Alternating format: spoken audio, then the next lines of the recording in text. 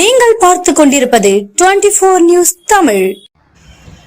கோவையில் தாய் யானையால் கைவிடப்பட்ட குட்டி யானை நீலகிரி முதுமலை முகாமில் சிகிச்சை பெற்று பராமரிக்கப்பட்டு வந்த நிலையில் நேற்று இரவு 8:45 மணியளவில் உயிரிழந்தது அனைவரையும் சோகத்தில் ஆழ்த்தியது.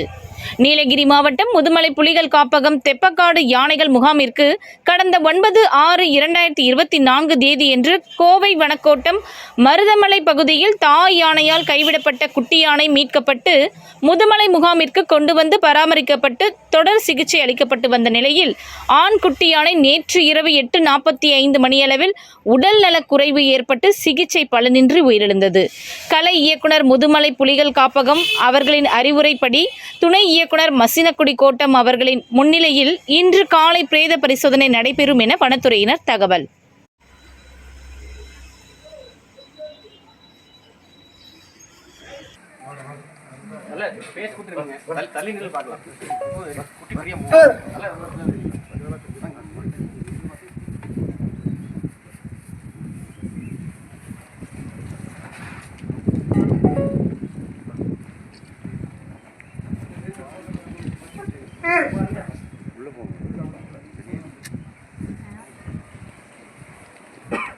அங்காய பார்த்துட்டு பசிக்குது எல்லாரும் நீங்க கொடுங்க சரியா வா வெட்ட போறாங்க எம்டிஆர் எல்லாம் ஒண்ணுதான்